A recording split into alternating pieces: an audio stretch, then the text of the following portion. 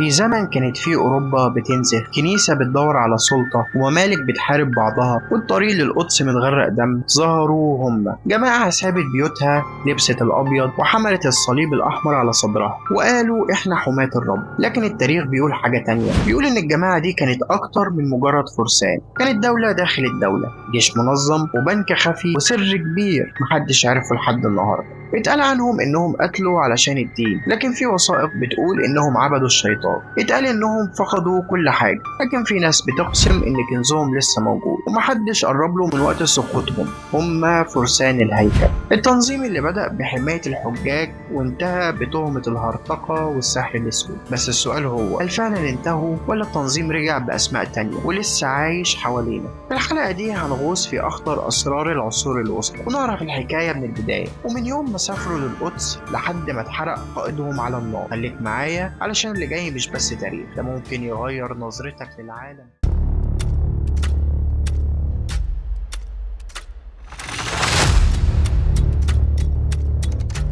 سنة 1119 ميلاديا كانت القدس لسه طازة في إيد الصليبيين بعد ما سقطت في إيديهم سنة 1099 في أولى الحروب الصليبية، والمدينة اللي كانت دايما نقطة اشتعال بقت فجأة تحت سلطة أوروبية غريبة عن المكان والناس. لكن في مشكلة ظهرت بسرعة، آلاف الحجاج المسيحيين من أوروبا بقوا بيحاولوا يوصلوا للقدس علشان يزوروا الأماكن المقدسة، والطريق طويل مرعب مليان عصابات وقتالين وقطاع طرق. هنا ظهروا هم 9 فرسان من النبلاء الأوروبيين بقيادة فارس اسمه هيوديباين. سابوا كل حاجة وراحوا للملك بلدوين الثاني حاكم القدس وقتها، وقالوا له عايزين نكرس حياتنا لحماية الحجاج، مش عايزين مال ولا جاه، احنا بس عايزين نقاتل باسم الرب. الملك وافق والكنيسة شجعت، والفرسان التسعة أخدوا مقر غريب جدا، سكنوا جوه أطلال قديمة قريبة من الهيكل اليهودي القديم، ومن هنا جالهم الاسم اللي هيخلدهم في التاريخ، فرسان الهيكل. تنظيم غريب صغير ملوش موارد، لكن وراه هدف واضح ورسالة شبه مقدسة، حماية الإيمان والدفاع عن بيت المقدس. بس اللي محدش كان يعرفه إن الفرسان التسعة كانوا بيفتحوا الباب لواحد من أغرب وأخطر التنظيمات اللي شافها التاريخ.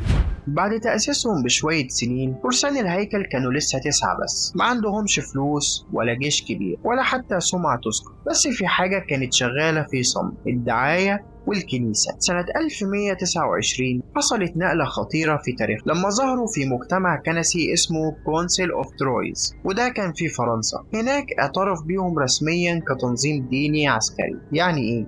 يعني عندهم ترخيص إلهي بالقتال وجمع التبرعات وامتلاك الأراضي. وهنا دخل على الخط واحد من أخطر العقول في أوروبا وقتها، برنارد كليرفو، راهب ذكي جدا مقرب من البابا نفسه. كتب عنهم في خطاب ناري اسمه في مدح النظام الجديد من الفرسان، وقال فيه إن فرسان الهيكل بيقتلوا لأجل الرب مش لأجل الدنيا. الناس صدقت والتبرعات انهالت عليهم زي المطر، أراضي، فلوس، قلاع. حتى نبلاء أوروبا بقوا بيوصوا بجزء من ممتلكاتهم للتنظيم في وصيتهم قبل الموت. ومن مجرد 9 فرسان بقوا آلاف، ومع الوقت التنظيم بقى عنده فروع في فرنسا وإنجلترا وإيطاليا وأسبانيا. كانوا أول ناس يخترعوا حاجة شبه النظام البنكي، الحاج يحط فلوسه في فرع فرنسا وياخد ورقة ويصرفها في فرع القدس. أيوة، فرسان الهيكل اخترعوا فكرة الشيك.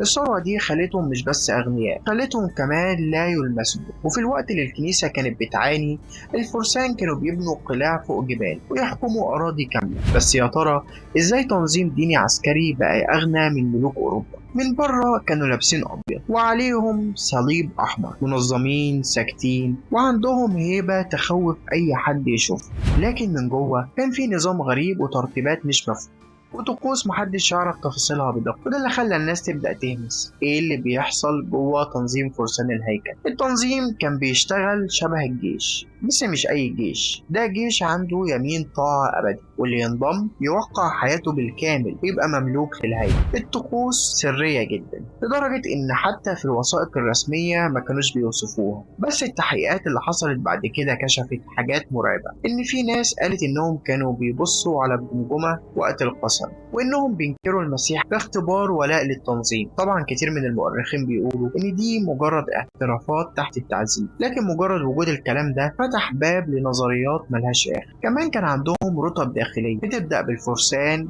ثم الإخوة المقاتلين ورجال الدين إلى أن تنتهي بالقائد الأعلى. القيادة كانت صارمة وكل حاجة متسجلة، وبيتنقلوا في صمت وبيعتمدوا على إشارات وتكتيكات محددة في المعركة. التنظيم بقى شبيه بالدولة داخل الدولة، جيش، بنك، نظام داخلي وقانون خاص بيهم، ولاء مش للملك ولا للبابا لكن للتنظيم نفسه. ده كله خلاهم مش بس مرعبين، ده خلاهم مثيرين للشبهات، وكل ما كانت شهرتهم بتكبر كل ما الشك حواليهم كان بيزيد. ومن هنا بدأت الأساطير. في نص القرن ال12 كان في تنظيم واحد بس بيتمشى في شوارع أوروبا والشرق الأوسط، والناس بتبصله بخوف واحترام: فرسان الهيكل. القلاع بتتبني ليهم، الملوك بيستلفوا منهم، والكنيسة بتديهم صكوك غفران وخطابات تأييد. بقى عندهم أكتر من 70 قلعة منتشرة في أنحاء الشام وأوروبا، قلاع ضخمة مبنية بتكتيك عسكري عبقري زي قلعة صفد في فلسطين وقلعة الحصن في سوريا. في الحرب كانوا بيتحركوا زي الماكينات، الفرسان المدججين بالسلاح بيدخلوا المعركة على هيئة موجة بيضاء بتكسر صفوف العدو. مش بس كده، كانوا بيتعاملوا على إنهم جيش الرب، ولو ماتوا بيتقال عنهم شهداء في سبيل العقيدة. أوروبا كلها بقت شايفة فيهم الأمل في استعادة القدس، والكنيسة بقت بتعتمد عليهم في إدارة بعض الأراضي وتحصيل الضرائب وحتى تسليم الرسائل الحساسة. سيطرتهم امتدت لأبعد من ساحة المعركة، بقوا عندهم أراضي في فرنسا وإنجلترا وألمانيا وإيطاليا وحتى البرتغال، وكل أرض كانت مصدر دخل، وكل دخل بيزود نفوذ. تنظيم لا يخضع إلا لنفسه، بس دايما لما توصل للقمة لازم الدنيا تبتدي تنزل.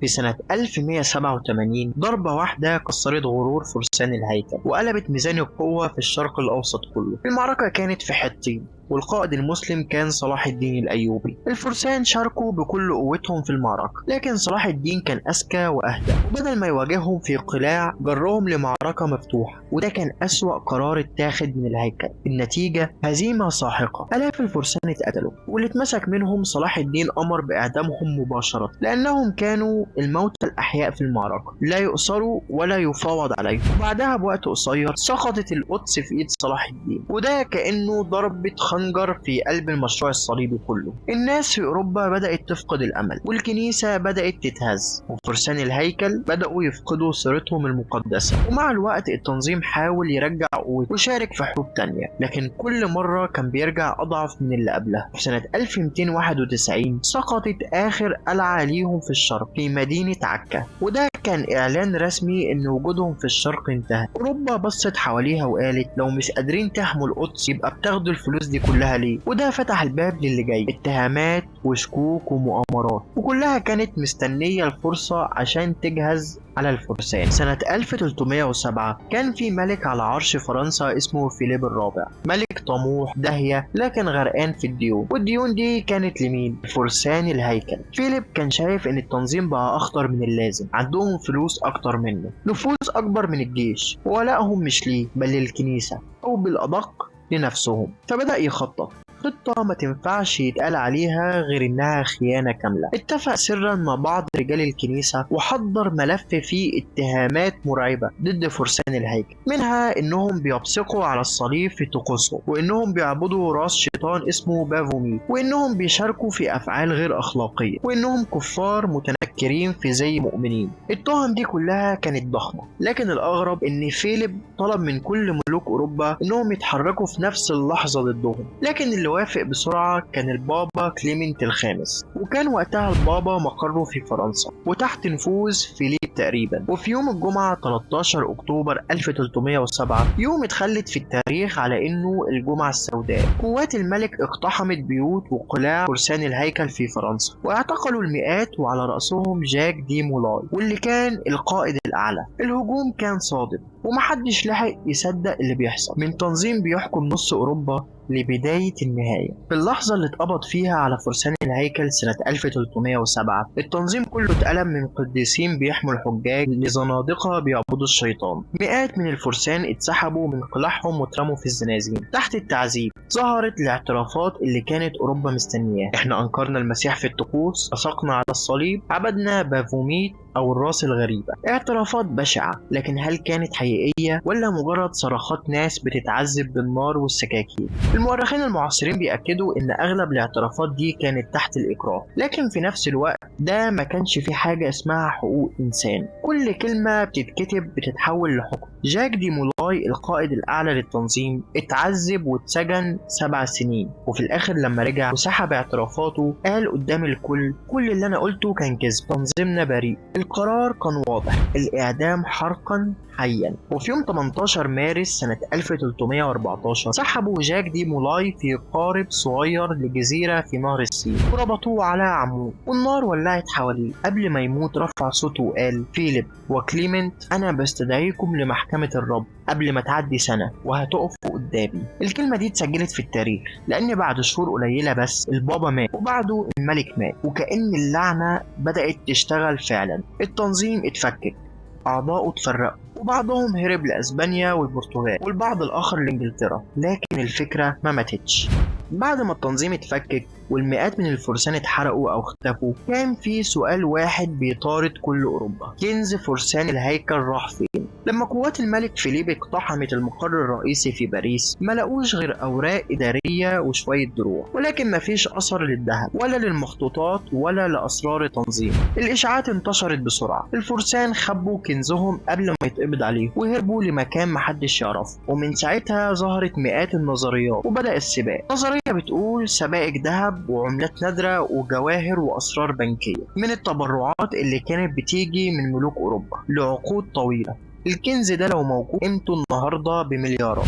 وفي أسطورة بتقول إن فرسان الهيكل لقوا الكاس اللي شرب منها المسيح في العشاء الأخير وخبوها في قبو سري تحت إحدى القلاع في القدس أو أوروبا. وبعض الباحثين بيقولوا إن الكنز الحقيقي كان أوراق واعترافات ووثائق ممكن تفضح فساد الكنيسة أو علاقة الملوك المظلمة، وكان ده سبب رئيسي إن الملك والبابا قرروا ينهوا التنظيم للأبد. وفي نظرية غريبة بتقول إن جزء من الفرسان هربوا بالسفن ووصلوا للعالم الجديد اللي هي أمريكا قبل كولومبوس وخبوا الكنوز هناك في مكان اسمه أوك آيسلاند، واللي لحد النهارده بيتم التنقيب فيه. بس السؤال: ليه محدش لقى الكنز لحد النهارده؟ هل فعلا موجود ولا كان مجرد أسطورة استخدمها الفرسان كغطاء للهروب؟ ولا يمكن الكنز الحقيقي مش ذهب، يمكن كان سر، وسرهم هو اللي بيخلي الناس لحد النهارده لسه بتدور وراهم.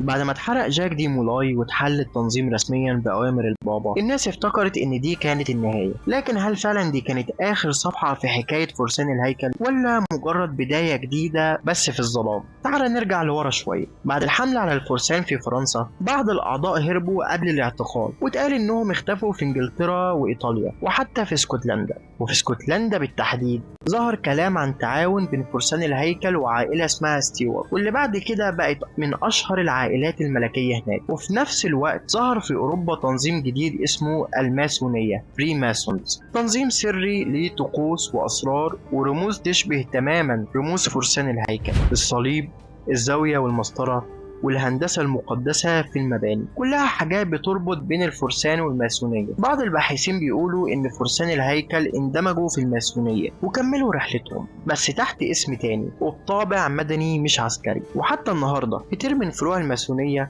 بتعتبر نفسها وريث شرعي لفرسان الهيكل. طيب ليه هما مش موجودين؟ بيعملوا ايه؟ بيسيطروا على ايه؟ وازاي حافظوا على وجودهم من غير ما حد يشوفهم؟ هل ممكن يكون في تنظيم سري بدأ من 9 فرسان في القدس ولسه بيحرك العالم من ورا الستار؟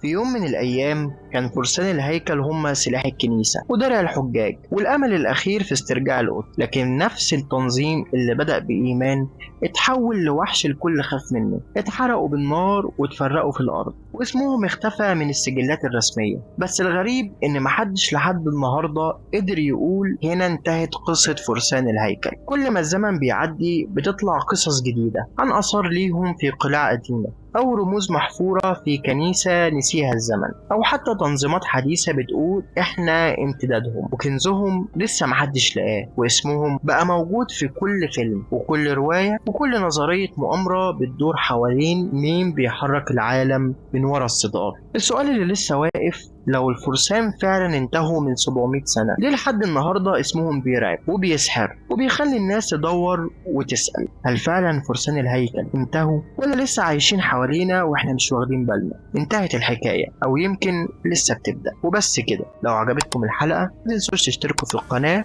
وتفعلوا زر الجرس علشان يوصلكوا كل جديد. وإلى هنا، والسلام عليكم ورحمة الله تعالى وبركاته.